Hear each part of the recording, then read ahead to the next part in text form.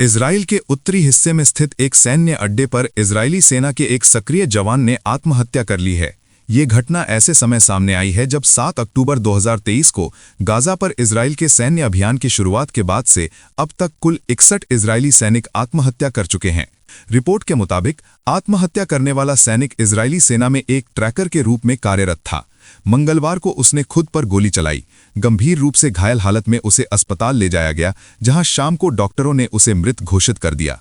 इससे कुछ देर पहले इजरायली सेना ने एक संक्षिप्त बयान जारी कर कहा था कि उत्तरी इजराइल के एक सैन्य अड्डे पर गोली लगने से एक सैनिक गंभीर रूप से घायल हुआ है। बाद में उसकी मौत की पुष्टि की गई। इस पूरे मामले की जांच शुरू कर दी गई है। इस बीच 28 अक्टूबर को इजरायली संसद नेसेट के रिसर्च और सूचना केंद्र की एक रिपोर्ट में चौंकाने वाले आंकड़े सामने आए थे। रिपोर्ट के अनुसार 2024 की शुरुआत से 2025 के जुलाई तक 279 इजरायली सैनिकों ने आत्महत्या की कोशिश की, जिनमें से हर 7 प्रयासों में एक सैनिक की मौत हुई। ये आंकड़े इजरायली समाज और सेना के भीतर बढ़ते मानसिक दबाव की एक गंभीर तस्वीर पेश करते हैं। इसी बीच गाजा में एक और इजरायली हवाई हमले को लेकर अमेरिका और इजराइल के रिश्तों में भी तल्खी सामने आई है। व्हाइट हाउस ने इजरायली प्रधानमंत्री बेंजामिन नेतन्याहू को एक कड़ा और गोपनीय संदेश भेजा है, जिसमें इस हमले को युद्ध विराम समझौते का उल्लंघन बताया गया है। अमेरिकी राष्ट्रपति डोनाल्ड ट्रंप ने ही गाजा में लागू युद्ध विराम समझौते की मध्यस्थता की थी। अमेरिकी वेबसाइट एक्सियोस की रिपोर्ट के अनुसार ये संदेश उस वक्त भेजा गया जब हालिया इजरायली हमले में हमास की सैन्य शाखा के उप कमांडर रायद साद मारे गए। इस हमले में कुल 4 लोगों की मौत हुई थी।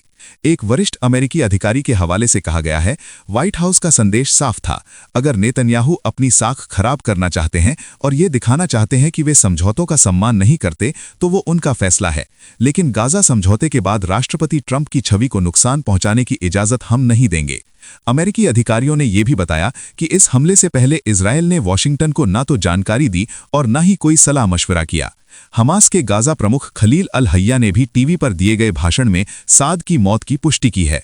बताया गया कि शनिवार को मारे जाने से पहले साद कई बार इजरायली हत्या प्रयासों का निशाना बन चुके थे। ये हमला उस युद्ध विराम के बावजूद किया गया जो 10 अक्टूबर से प्रभावी था। आंकड़ों के मुताबिक युद्ध विराम के बाद से अब तक इजरायली हमलों में 391 फिलिस्तीनी मारे जा चुके हैं और 1063 घायल हुए हैं। अक्टूबर 2023 से अब तक गाजा में इजरायली हमलों में 70,600 से अधिक लोगों की मौत हो चुकी है, जिनमें ज्यादातर महिलाएं और बच्चे हैं। घायलों की संख्या 1,71,000 से अधिक बताई जा रही है। इसी पृष्ठभूमि में इजराइल ने मिस्र के साथ एक विशाल प्राकृतिक गैस निर्यात समझौते को मंजूरी दी है। प्रधानमंत्री नेतन्याहू ने इसे इजराइल के इतिहास का सबसे बड़ा गैस समझौता और एक ऐतिहासिक क्षण बताया। मध्य पूर्वी मीडिया अल अरबिया के अनुसार लेवियाथन गैस क्षेत्र से मिस्र को गैस आपूर्ति के इस सौदे की कुल कीमत 112 अरब शेकेल यानी करीब 34.6 अरब अमेरिकी डॉलर है। नेतन्याहू ने कहा, मैंने आज इजराइल के इतिहास का सबसे बड़ा गैस समझौता किया है। यह सौदा अमेरिकी कंपनी शेवरॉन और इजरायली साझेदारों के साथ मिलकर किया गया है। लेकिन इसी समय गाजा में जारी सैन्य अभियानों के चलते हजारों आम नागरिक मारे जा रहे हैं। संयुक्त राष्ट्र और अंतर्राष्ट्रीय मानवाधिकार संगठनों का कहना है कि घेराबंदी, लगातार बमबारी और बुनियादी ढांचे के विनाश ने गाजा को अभूतपूर्व मानवीय संकट में ढकेल दिया है।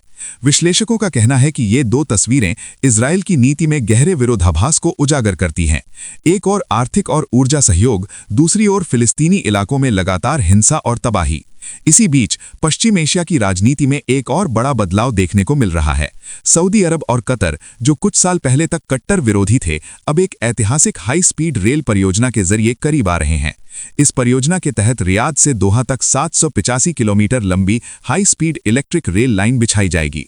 ट्रेन की रफ्तार 300 किलोमीटर प्रति घंटे तक होगी और दोनों राजधानियों के बीच सफर महज 2 घंटे में पूरा हो सकेगा। विशेषज्ञों का मानना है कि इस परियोजना से 30,000 से ज्यादा नौकरियां पैदा होंगी और इसमें करीब 306.4 अरब डॉलर का निवेश किया जाएगा। राजनीतिक विश्लेषकों का कहना है कि इजरायली आक्रामकता और क्षेत्रीय अस्थिरता के डर ने अरब देशों को आपसी मतभेद भुलाकर एकजुट होने के लिए मजबूर किया है। दूसरी ओर यूक्रेन युद्ध को लेकर रूस ने भी बड़ा दावा किया है। रूस के रक्षा मंत्री आंद्रे बेलोसोव के मुताबिक 2025 की शुरुआत से अब तक रूस के साथ संघर्ष में लगभग 5 लाख यूक्रेनी सैनिक मारे गए हैं। उन्होंने कहा कि इतने बड़े नुकसान के बाद यूक्रेन के लिए अपनी सेना को दोबारा संगठित करना बेहद मुश्किल होगा।